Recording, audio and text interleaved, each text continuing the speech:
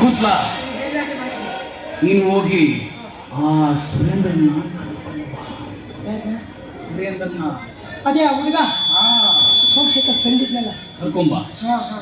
ಅವನು ಅಪ್ಪಿ ತಪ್ಪಿ ಬಾಯಿ ಬಿಟ್ಬಿಟ್ರೆ ನಮ್ಮಿಬ್ರ ಕತೆ ಅಷ್ಟೇ. ನಾನಿದ್ದೀನಲ್ಲ, ನೀನ್ ಯಾಕೆ ಯೋಚನೆ ಮಾಡ್ತಾ ಇದೀಯಾ? ಎಲ್ಲ ಹಿಂಗಂತಿ ಆಪತ್ಕಾಲ ಬಂದಾಗ ಕೈ ಬಿಟ್ಕೊಂಡು ಹೋಗೋದ್ರೆ ಏನ್ ಮಾಡ್ಲಿ? ಈ ಸಿದ್ರಾಮ ಯಾವಾಗಲೂ ನಿನ್ನ ವಿಷಯದಲ್ಲಿ ಸಿದ್ಧನಾಗಿರ್ತಾನೆ. ಕರೆದುಕೊಂಡು ಬಾ.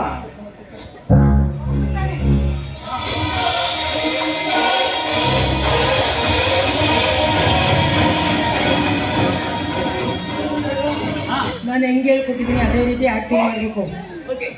ಓವರ್ ಆಕ್ಟ್ ಮಾಡ್ಬೇಡ, ಕಾಲಿಂಗ್ ತಂದು ಕಲಿಸ್ತೀಯ. ಓಕೆ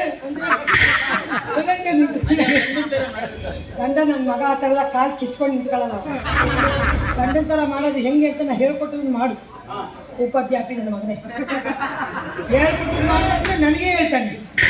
ಸುಮ್ಮನೆ ನಿಂದ್ರು. ಅವ್ಳು ಬಂದ ತಕ್ಷಣ ಪತಿದೇವ ಬಂದಿದ್ದಾರೆ, ಹೋಗಿ ಮಾತಾಡ್ಸ್ಕೊಂತ ಅವ್ಳಿಗೆ ಹೇಳ್ತೀನಿ. ಅವಳು ಬಂದು ಸ್ವಾಮಿ ಅಂತ ಅಪ್ಕೋತಾಳೆ. ಸುಮ್ಮನೆ ನಿಂತ್ಕೋ.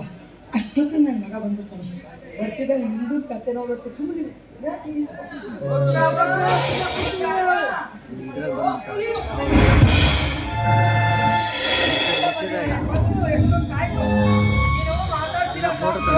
ಮಗ ತಿರ್ಸ್ಕೊಂಡು ನಿಂತಿದ್ದಾನೆ. ಸಮಾಧಾನ ಮಾಡು.